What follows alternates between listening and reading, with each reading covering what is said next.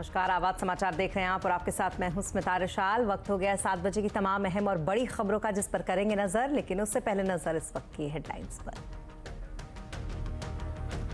तुर्की और सीरिया में भूकंप से अब तक 5000 से ज्यादा लोगों की मौत। संसद में रखा गया मौन। भारत से कई टीमें भी राहत बचाव कार्य में जोरों शोरों से लगी।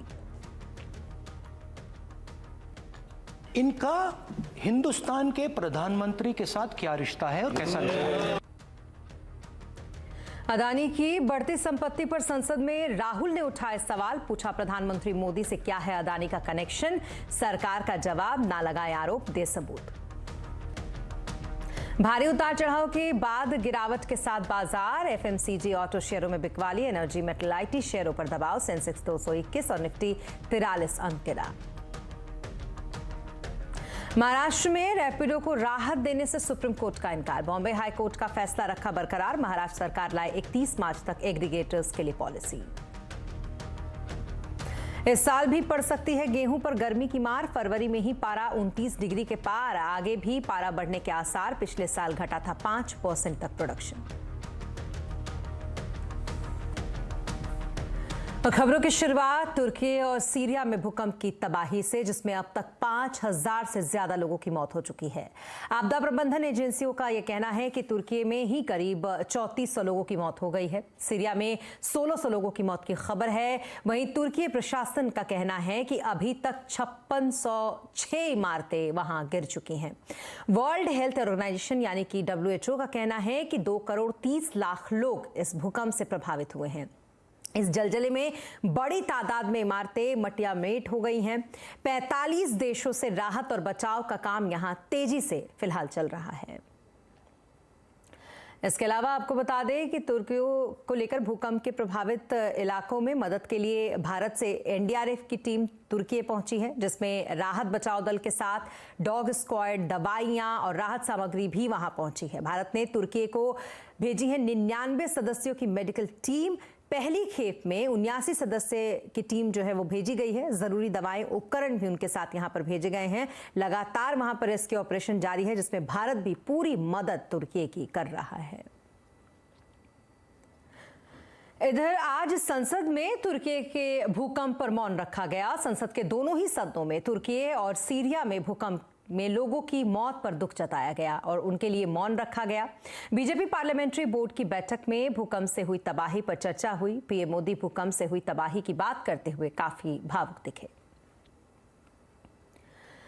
और अब बात करेंगे संसद की एक बार फिर, जहां अदानी ग्रुप के खिलाफ हिंडनबर्ग रिसर्च की रिपोर्ट को लेकर आज भी संसद के अंदर हंगामा हुआ।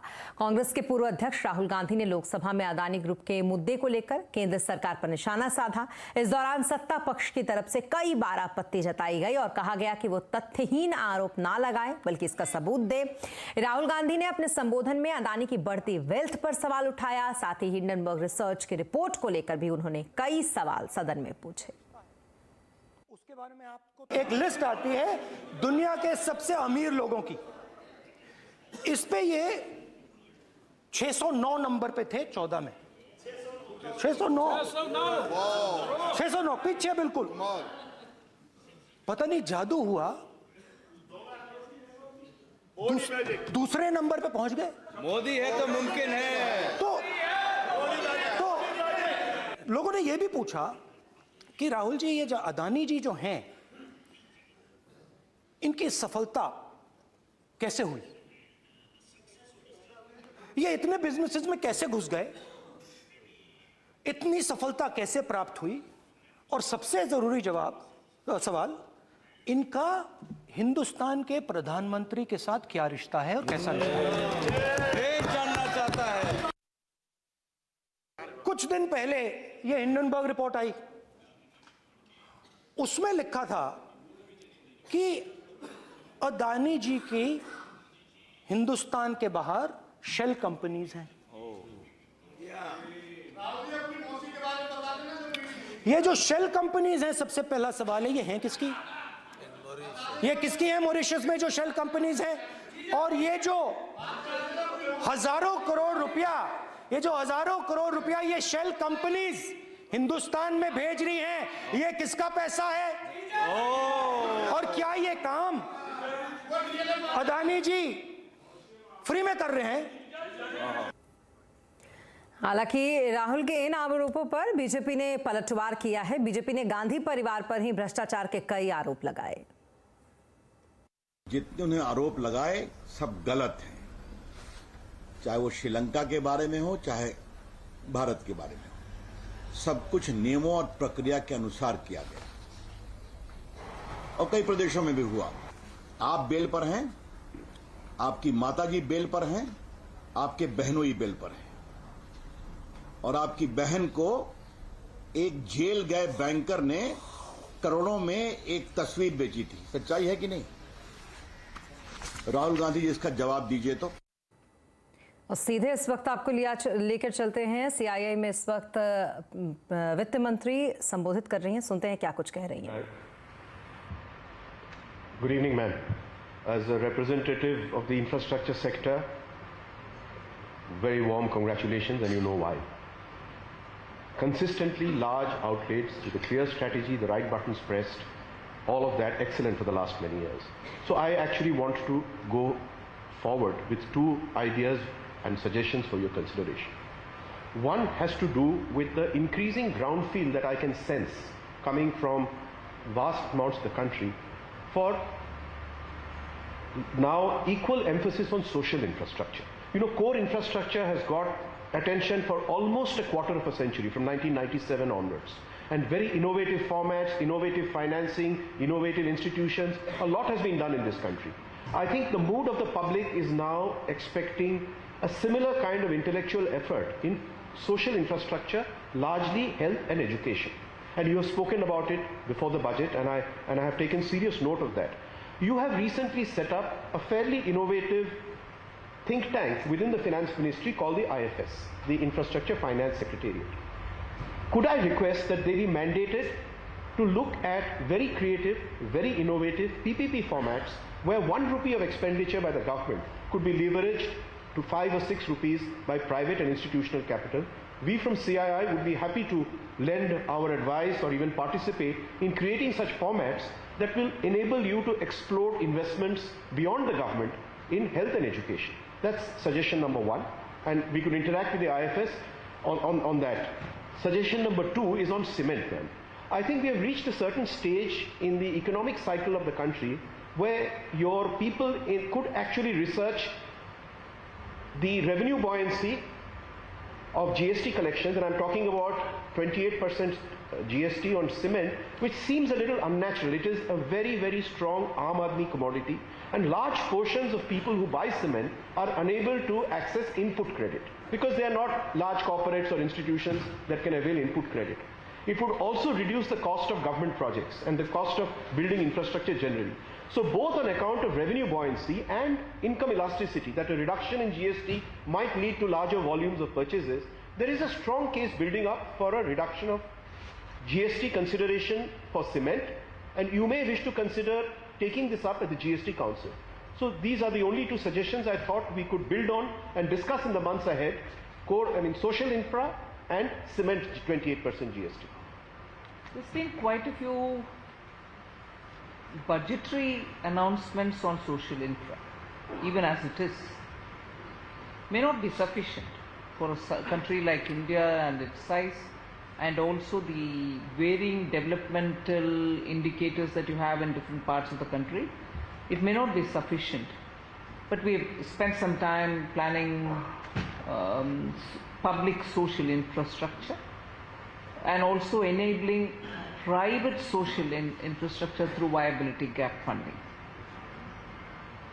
You're welcome to interact with the Secretariat, because that's a very clear platform through which we want to, one, facilitate better, come up with newer thoughts, and if industry can engage with them, it will be fine. CII के साथ budget के बाद ये वित्त मंत्री की चर्चा होती है। आमतौर पर एक तरीके का रिचुअल है ये। उसमें नई मैन्युफैक्चरिंग यूनिट पर रियायती कॉर्पोरेट टैक्स यानी कि 15% टैक्स की डेडलाइन मार्च 2024 में खत्म हो रही है और बजट में इसे एक्सटेंशन नहीं मिला है। इसको लेकर इंडस्ट्री और एक्सपर्ट्स चिंतित हैं।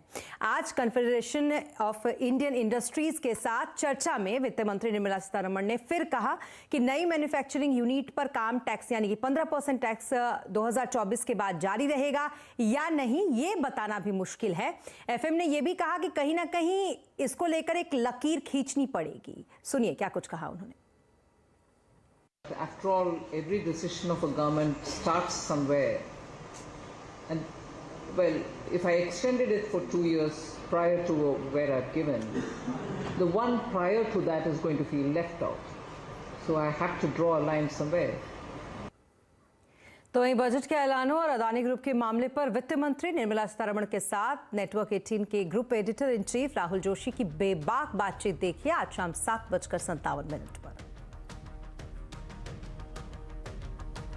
और अब बात करेंगे बाजार की। निफ्टी एक्सपायरी के दिन बाजार में आज उतार चढ़ाव देखने को मिला। सेंसेक्स 221 पॉइंट गिरकर 60,286 पर बंद हुआ, तो वहीं निफ्टी 43 पॉइंट गिरकर 17,722 पर बंद हुआ। एफएमसीजी ऑटो शेयरों में बिकवाली रही, तो वहीं एनर्जी मेटल आईटी शेयरों पर आज दबाव रहा। आइए जानते हैं बाजार का हाल सुमित से। सुमित, सेक्टर्स का हाल बताइए, आज किस तरीके का रहा, कहां पर सुस्ती रही, कहां पर एक्शन दिखा? देखिए, आज मार्केट्स में वैसे तो वोलेटाइल सेशन था, खासतौर से फ्रंटलाइन इंडेक्स के तौर पर, लेकिन लास्ट आवर तक आते आते निफ्टी बैंक के अंदर अच्छी रिकवरी आई और हर निशाने बंद होते हुए दिखाई पड़े। लेकिन निफ्टी की अगर बढ़ने वाले शेयरों की बात किया तो अदानी एंटरप्राइजेस जोरदार तेजी में, एक समय में 20% तेजी में, करीब 14.5% ऊपर। डॉक्टर रेड्डीज 2% ऊपर। अदानी पोर्ट नंबर्स के बाद हालांकि फिजल आउट हुआ, पहले 5% ऊपर था लेकिन बाद में 1.5% की तेजी के साथ बंद हुआ।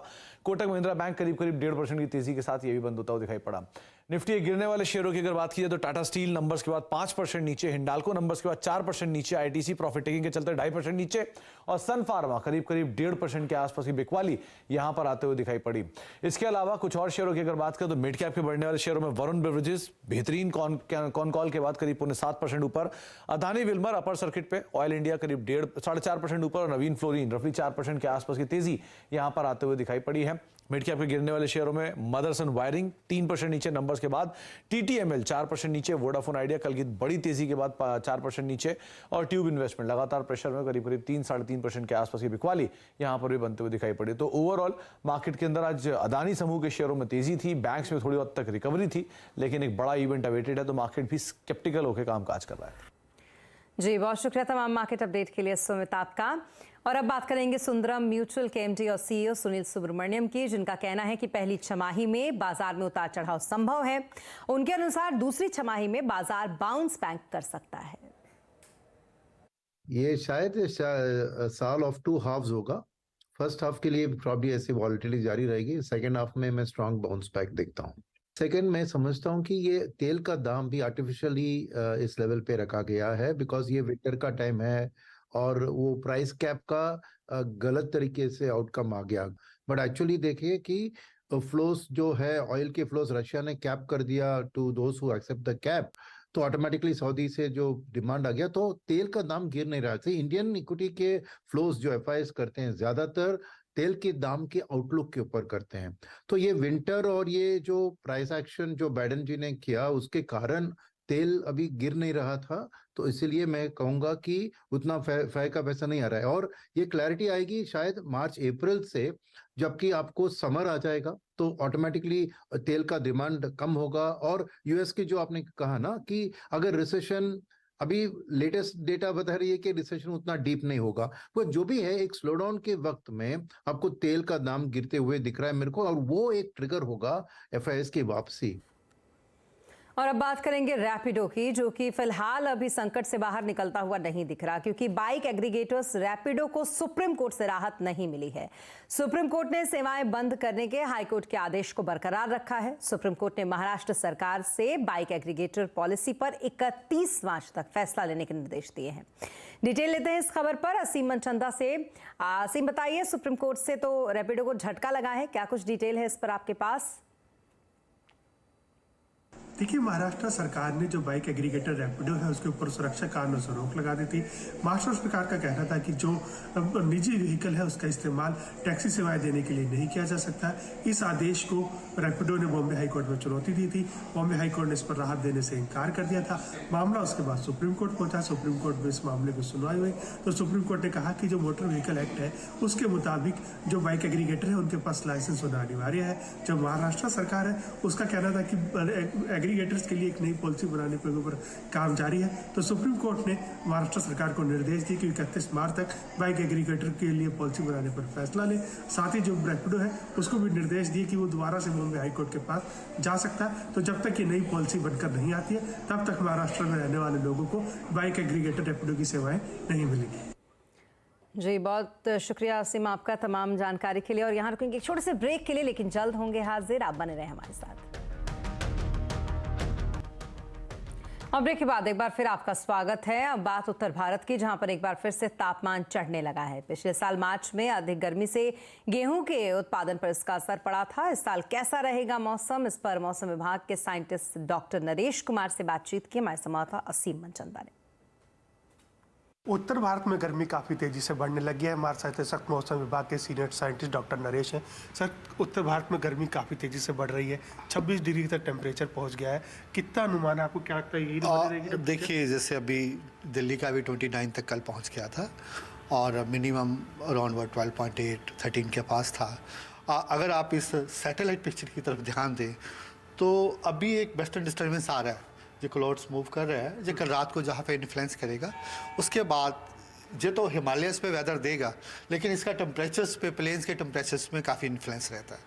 जैसा कि अगर आप लास्ट ईयर की बात करें, मार्च वाज वेरी मच अब नॉर्मल, काफ़ी टेम्परेचर्स थे उस समय। मेन रीज़न यही था कि कोई ऐसा कोई एक्टिव वेस्टर्न डिस्टर्बेंसेस नहीं था। उसके प्रभाव से सारा नॉर्थ वेस्ट इंडिया में क्लियर था, तो टेम्परेचर सूट अप किए। और अभी में क्या है कि अभी ये 8th नाइट से WD इम्पैक्ट कर रहा है। 9th को हम जो उम्मीद कर रहे हैं कि ये जम्मू कश्मीर, स्पेसिफिकली कश्मीर रीजन में हैवी स्नोफॉल भी दे सकता है। सर, इस साल जो हम बारिश भी सामान्य से कम रही 25% के आसपास जनवरी महीने में, तो लगता है कि फरवरी महीने में कमी पूरी होगी है इस बार भी बारिश अच्छी रहेगी? देखिए, जैसे हम जनरली 5-6 दिन का अनुमान देते हैं, तो अभी जो हमारा आने वाले 8-10 दिनों में है कि एक वेस्टर्न डिस्टर्बेंस अभी इन्फ्लुएंस कर रहा है। उसके बाद फिर 2-4 दिन के बाद एक वेस्टर्न डिस्टर्बेंस और है, लेकिन मेन वेदर जो थोड़ा बहुत तो हिमालयस पे भी रहेगा। पिछले साल मार्च में हमने देखा कि टेम्परेचर 40 डिग्री तक पहुंच गया था, तो अब आपका क्या अनुमान है? मार्च में उतना ही रहेगा टेम्परेचर, कम होगा, ज़्यादा होगा? लास्ट ईयर जैसे आपने क्वेश्चन पूछा तो प्लेन्स में कोई ऐसा वेदर नहीं था। जो भी रेनफॉल स्नोफॉल हुआ बहुत हाई रीचेस में हुआ। आखिरी सवाल, गेहूं के उत्पादन पर कोई असर देख रहे हैं? पिछली बार भी असर पड़ा था इस बार? देखिए, अभी उसमें कुछ नहीं हम कमेंट्स कर सकते। अभी तो हिमालयस पे वेदर है, थोड़ा सा टेम्परेचर जो भी आप देख रहे हैं ज़्यादा है, इसमें थोड़ी बहुत गिरावट आएगी। और अब बात करेंगे दिल्ली की, जहां पर मेयर के चुनाव को लेकर खींचतान मची हुई है। आज तीसरी बार सदन में मेयर को लेकर होने वाला मतदान टल गया, जिसके बाद सदन का संग्राम अब सड़क तक आ गया है। तो वहीं अब ये मामला सुप्रीम कोर्ट भी पहुंच चुका है। आपने इस मामले को लेकर सुप्रीम कोर्ट का दरवाजा खटखटाया, जिस पर कल चीफ जस्टिस ऑफ इंडिया सुनवाई करेंगे। वहीं दूसरी तरफ मेयर चुनाव को लेकर अब बीजेपी और आप के कार्यकर्ता सड़कों पर है और एक दूसरे के खिलाफ विरोध प्रदर्शन कर रहे हैं। दोनों ही पार्टियां एक दूसरे पर चुनाव टालने का ठीकरा फोड़ती हुई नजर आ रही हैं। पूर्वोत्तर के 3 राज्यों त्रिपुरा, मेघालय और नागालैंड में चुनावी गहमागहमी अब तेज हो गई है। बीजेपी जहां पर पहले ही मिशन पूर्वोत्तर में जोरों शोरों से लगी हुई है, तो वहीं तृणमूल कांग्रेस प्रमुख ममता बनर्जी भी बंगाल के बाद अब पूर्वोत्तर के राज्यों पर अपना दबदबा बढ़ाने के लिए कमर उन्होंने कस ली है। फ्रंट फुट से बिल्कुल खेलती हुई नजर आ रही हैं। दरअसल आज त्रिपुरा में चुनाव को देखते हुए बीजेपी के वरिष्ठ नेता और रक्षा मंत्री राजनाथ सिंह त्रिपुरा पहुंचे, जहां उन्होंने एक जनसभा को संबोधित किया। वहीं आज ही ममता बनर्जी ने भी त्रिपुरा में एक रोड शो किया। गरीबों की चिंता करने वाली, दलितों की चिंता करने वाली, शोषितों की चिंता करने वाली यदि कोई सरकार है मेरे बहनों भाइयों, तो भारतीय जनता पार्टी की सरकार है। यदि यह सरकार दलितों की, गरीबों की, वंचितों की चिंता करने वाली, आदिवासियों की चिंता करने वाली सरकार न होती, तो मैं समझता हूं न तो लोगों के घरों में शौचालय बनता, न तो लोगों के घरों में पानी पहुंचता, न तो लोगों के घर में बिजली पहुंचती। और 9 लोगों को आयुष्मान भारत का कार्ड देगा। 12.5 लाख लोगों को त्रिपुरा में आयुष्मान भारत का कार्ड मिला हुआ है। और अब जल्द ही G20 की एक और महत्वपूर्ण बैठक अहमदाबाद में होने वाली है। ये बैठक 9 से 10 फरवरी के बीच होगी। इस बैठक में 20 सहयोगी देशों और 10 आमंत्रित देशों के प्रतिनिधि शामिल होंगे। इस बैठक से पहले अहमदाबाद शहर को बड़े बड़े ऑयल पेंटिंग होर्डिंग से सजाया गया है। संवाददाता केतन जोशी ने G20 के नोडल ऑफिसर मोना खंदार से खास बातचीत की। आप भी सुने। गुजरात में फिर से G20 की एक महत्वपूर्ण बैठक होने जा रही है। आइए हम जानते हैं नोडल ऑफिसर से कि आखिरकार वो मीटिंग कहां पर होने वाली है और कितनी इंपॉर्टेंट है। मैडम बताइए, G20 की जो मीटिंग अब होने वाली है कहां पर होने वाली है, कौन कौन से कंट्रीज इसमें पार्टिसिपेट करेंगे और क्या इंपॉर्टेंट है? अब ये G20 की तीसरी इवेंट होने जा रही है अहमदाबाद में, जो अर्बन 20 की मीटिंग है। अब अर्बन 20 भी एक एंगेजमेंट ग्रुप है। जैसे हमारे 3 ट्रैक है, आप जानते हैं कि एक शेरपा ट्रैक है, एक फाइनेंस ट्रैक है और एक एंगेजमेंट ग्रुप का मीटिंग होता है। तो ये एक एंगेजमेंट ग्रुप की मीटिंग है और उसमें महत्वपूर्ण बात ये है कि जो गुजरात का अहमदाबाद सिटी है वो U20 का मतलब नोडल सिटी है और जो अहमदाबाद के मेयर है वो अर्बन 20 के चेयरमैन है। तो इसलिए ये गुजरात के लिए बहुत महत्वपूर्ण मीटिंग और भी हो जाती है। और ये इंसेप्शन मीटिंग है, मतलब फर्स्ट मीटिंग है। इसमें जो लास्ट चेयर था इंडोनेशिया, उसमें जकार्ता का सिटी उसका चेयर था। तो वहाँ से मतलब वो ब्रीफिंग देंगे कि क्या क्या उनके इंडोनेशिया के चेयरमैनशिप में हुआ था अर्बन 20 में। और अब आगे इंडिया में अर्बन 20 का एजेंडा क्या रहेगा। तो ये सब डिस्कशन के लिए 9 और 10 फरवरी को अहमदाबाद में अर्बन 20 की फर्स्ट इंसेप्शन मीट होने जा रही है। इसमें सारे जो G20 के बाकी 19 मेंबर कंट्रीज है, इंक्लूडिंग यूरोपियन यूनियन, और जो हमारे इनवाइटी कंट्रीज है 10 और 15 इंटरनेशनल ऑर्गेनाइजेशंस, इन सब के रिप्रेजेंटेटिव्स को इनवाइट किया गया है। और लगभग 75 जितने जो फॉरेन पार्टिसिपेंट्स हैं वो आएंगे और इंडिया से भी 20 से उपरांत सिटीज़ से पार्टिसिपेंट्स आएंगे। जो मतलब सिटी लीडर्स होंगे, शेरपा लेवल के जो ऑफिशियल्स हैं, मतलब डेप्यूटी म्यूनिसिपल कमिश्नर या फिर छोटे सिटी में से म्यूनिसिपल कमिश्नर हिमसेल्फ और हरसेल्फ। तो इस तरह से इंटरनेशनल सिटीज़ से भी और इंडिया के सिटीज़ से भी ये सब लोग आएंगे। और उनके जो एजेंडा में जो डिस्कशन होगा वो अर्बन तो रहेगा ही, साथ में जो और अब बात भारतीय नौसेना की, जिसने इतिहास रच दिया है। नौसेना ने INS विक्रांत पर 2 लड़ाकू विमानों की सफल लैंडिंग और टेक ऑफ कराया है। स्वदेशी एयरक्राफ्ट कैरियर INS विक्रांत पर स्वदेशी लड़ाकू विमान लाइट कॉम्बैक्ट एयरक्राफ्ट तेजस और MiG-29K की सफल लैंडिंग कराई गई। इसके साथ देश की सुरक्षा अब और पुरजोर हो गई। रक्षा मंत्रालय ने इसे आत्मनिर्भर भारत की दिशा में एक ऐतिहासिक कदम बताया है। इस मौके पर भारत 40,000 टन से अधिक श्रेणी के एयरक्राफ्ट कैरियर बनाने की क्षमता रखने वाले देशों में शुमार हो गया।